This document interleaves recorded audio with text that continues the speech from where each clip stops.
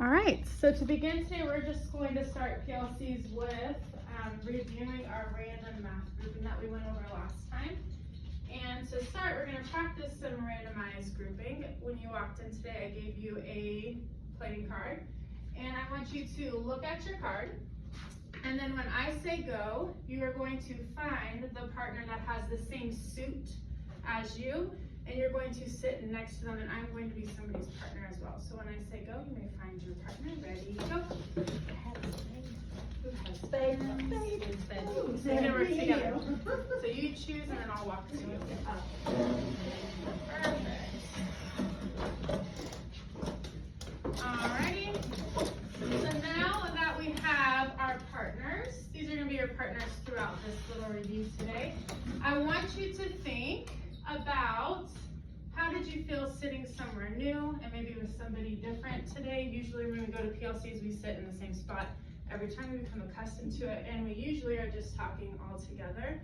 And so I want you to think about how this experience kind of is different and maybe how you feel. And I want you to relate that to how this could help us understand how our students might feel when we start a new process like this with them. So when I say go, please share your thoughts and feelings. Ready, go.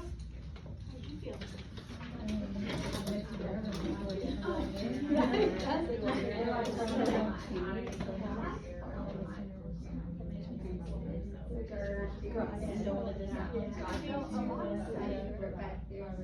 think the kids kind of like that too.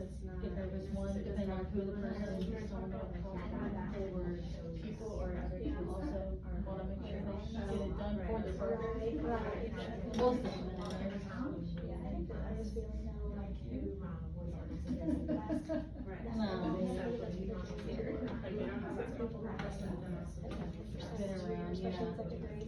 About 10 more seconds. Yeah, exactly. It's not as a brand new person, but just that person that you might be like, yeah. Alright, and 5, 4, 3, 2, 1. Alright, does anybody want to share out any thoughts or feelings that they shared with their partners? We talked about, for me, it doesn't bother me if I have to go somewhere new because I'm gonna talk to somebody no matter what. But when I think of other kids in my classroom who don't like to, they're the ones that are shy and will shut down and kind of do like this, you know, but at the same time, it kind of forces them to talk, to get out of that comfort zone, because later in life, they're going to have to do something that is uncomfortable, so kind of just go for it now. Just break the mode now before they get in middle school and junior high and it becomes really awkward. So. Does anybody want to add to that or share something new? Like we said, they might start out like kind of nervous, but then after a couple minutes, like they're normally fine. Like they've talked to everyone before, so. Right, and that's definitely the hope, because they're with each other all day. So the hope is that they would be able to do this right off the bat. I'm gonna have you guys keep these thoughts in your heads. We're gonna use these later, but we're gonna start now with a write into the day. So I'm gonna give you a sheet of paper here in a moment, and I want you to think about the task that Tracy gave us over the last 2 weeks, and that was to incorporate randomized groupings in our daily lessons. And then for Tracy and Becky, you guys can maybe think about if you talked about this with the other PLCs, maybe some of the challenges that they had or things that worked well. But I want you to jot down what went well during implementing this, also what was a challenge, and then any questions you had about any strategies you could use or just any questions you had in general about randomized grouping. So I'm going to give us just a few minutes to jot those down. If you need a pencil and paper, there's one in the tub. But just some personal reflection time. And then I'll let you know when we have about a minute left.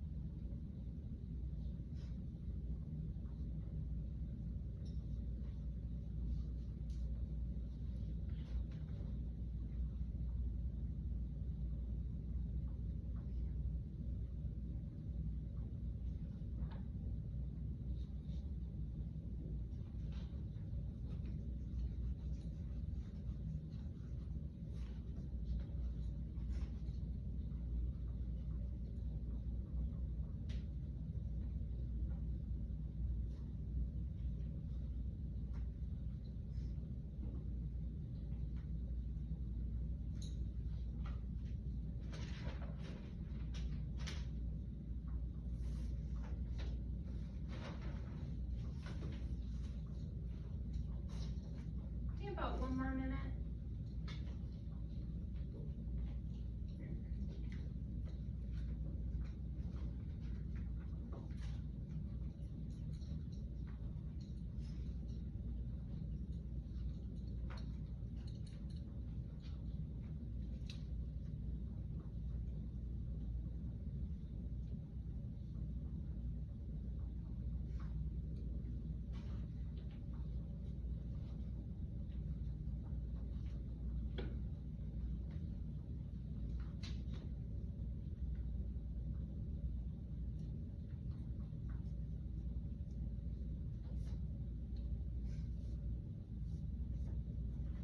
Alright, finish up that last thought.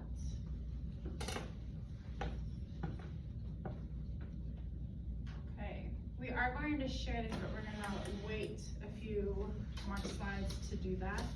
And so what we're gonna do is going to briefly review, because we've already spent a day with Tracy talking about these randomized groupings, so I'm just gonna review kind of what Lillidahl, I believe that's how you say his last name, Lillidahl says about randomized grouping and how that helps build a thinking classroom, especially in math.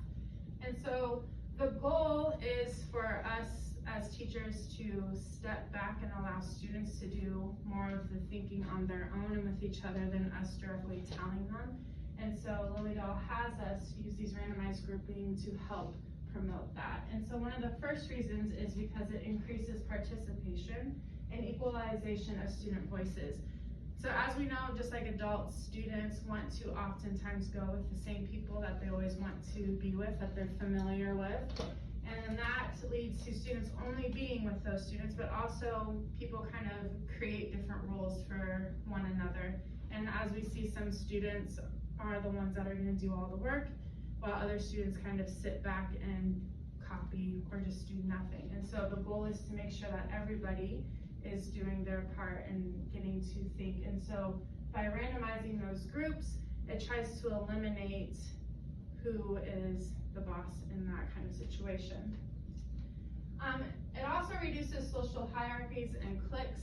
We teach kindergarten through 3rd grade, so there's not necessarily too many hierarchies or cliques yet, but we do see students constantly going to the same friends all the time. And so by randomizing this and allowing students to be with different people, it allows them to engage with everyone, not just the people they're comfortable with. So number 1 and number 2 kind of connect a little bit together. And with this, 1 and 2 are really easy for our teachers to not want to do these randomizing, because they want to pair students that are high with students that are low, or high students with high students, low students with low students. And they're still not getting all of the equal opportunities to push themselves and kind of feel that uncomfortableness sometimes that they need to engage in better learning. And lastly, it boosts critical thinking and problem solving skills. By being able to work with different people often, they get to see different strategies that other students are using. Students are having to be able to think about their thinking and know how they're going to share that thinking with others. And then that all promotes better problem solving skills, so that students have different strategies and actually have to think about how they're doing something so that they can explain that to their classmates. And overall, the big takeaway is that we want to be able to use these randomized groupings so that we encourage thinking in our classroom, where everybody has the chance to contribute, and that the teacher isn't the one doing all the thinking, but neither is just 1 or 2 students. So we're pushing that out. So those are our big takeaways. And now we're gonna go back to those right into the day. So Tracy tasked us with using randomized grouping in our classrooms. And so I want you to do really quick to look over your right into the day and see if there's any last things you want to add to your sheets before we share out here in a moment. So I'm just gonna give you about 30 seconds to jot down any last minute challenges or good things that happened.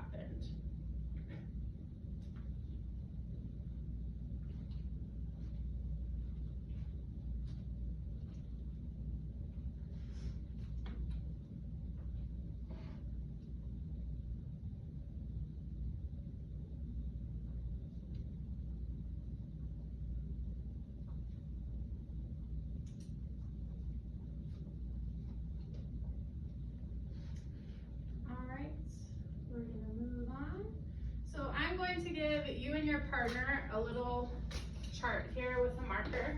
And what I want you to do is I want you to chart down all the challenges you had this week, or challenges that you heard from somebody else that they had this week while using randomized grouping. And if you need to, you can also jot down any potential challenges you can see in the future when randomizing students in groups. So I'm gonna give us 5 minutes once I give everybody these charts. And you're just gonna write down as many challenges as you can think of that you wrote down or that pop into your head that we can share out here in a moment.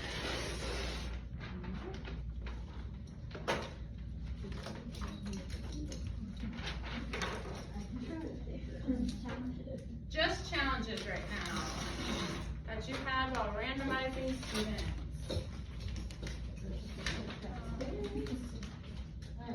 Some challenges I had were like they were doing partners, but they weren't working together. So they were still doing it on their own. So yes,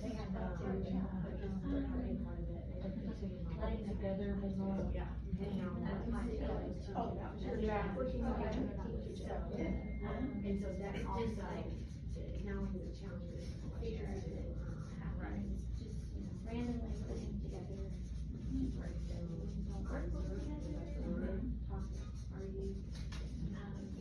I use cards where they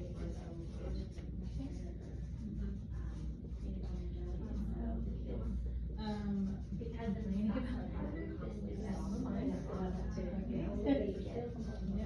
people older, some of them are, you know, it's already that was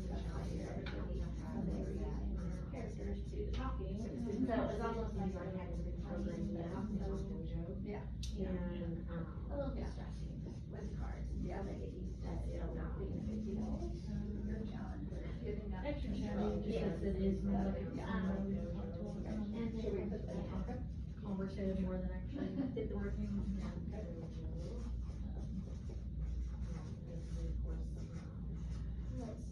Extra chatty, okay.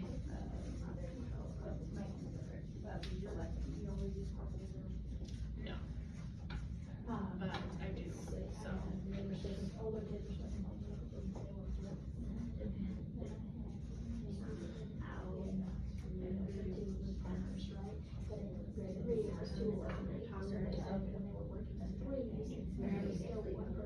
You know, I think you can put on there, like, don't pay yourself so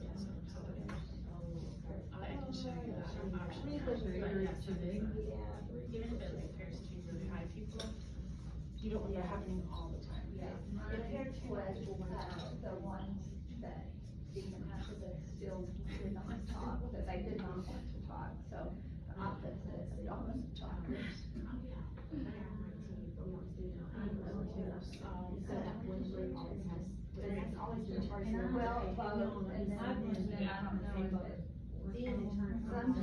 were totally refused to work with us, or hesitant to share.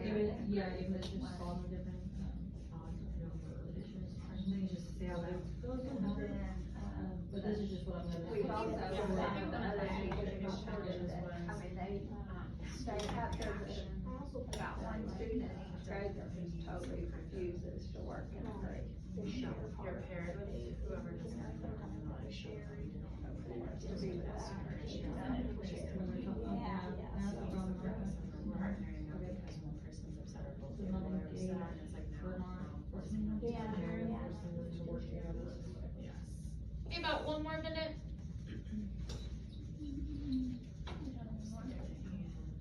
My attitude is just finding like the right times to do it, because not to the right time, finding the right times to do it. Well, and, kind of like the working by each other, like, Yes, they were the younger ones, they just not really talking about the strategy that they want to use, They had to it's just, teach them.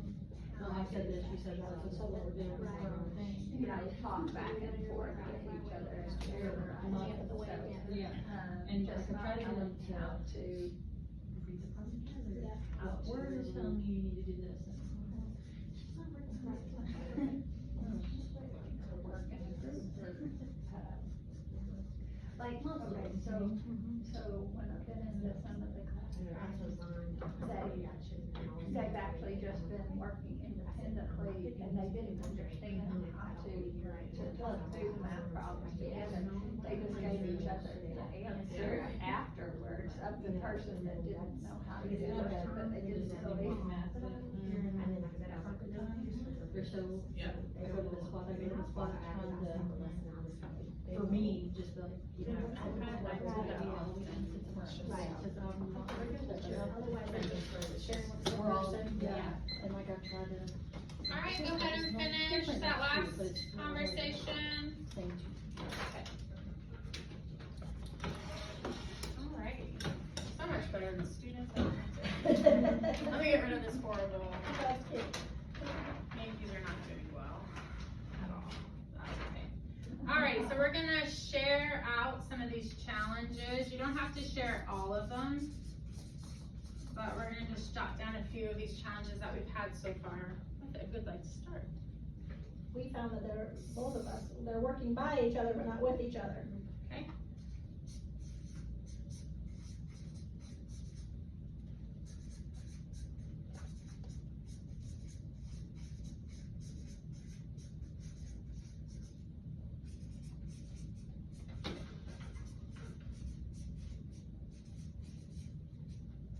Alright. The randomizer never fails, always picks my two lowest kids every single time. And I'm talking about, you know, the two lowest of my lows. And it never fails. And I'm like, oh man, come on. Okay. So then I always have to go back in and re-spin. Well, then kids are like, well, that's not fair, you gotta put, and I'm like, no, we need to have some diversity here, so that's been a challenge. It's just how the randomizer itself spins the kids. Yeah, I was- that, go ahead. Oh, go ahead.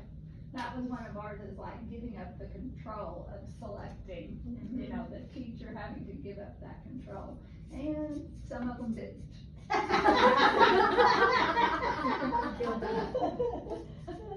Yeah. I knew those two would just sit there and look at me. And I'm like, no, we. Alright. Let's get one more down here. Student reactions. Student reactions. Can you tell us more? The first time I did it was when they saw their names with who they're paired with, it was, oh, I don't want to work with them. So I had to totally stop the lesson and we did a whole, no, if you act like that, they're not gonna wanna work with you. That's hurtful and so usually it's the, I don't wanna work with them, they can't, it's just a reaction of, it's not my best friend. Alright, so it kind of defeats the purpose of Yeah. creating a culture of Right. like Right. open sharing and working together, and then we have kids that are arguing over. Hey, one thing that third grade thought said that was interesting though, is just that, in his book, he said, for K2, it's two people, right, just Right. partners. And K3,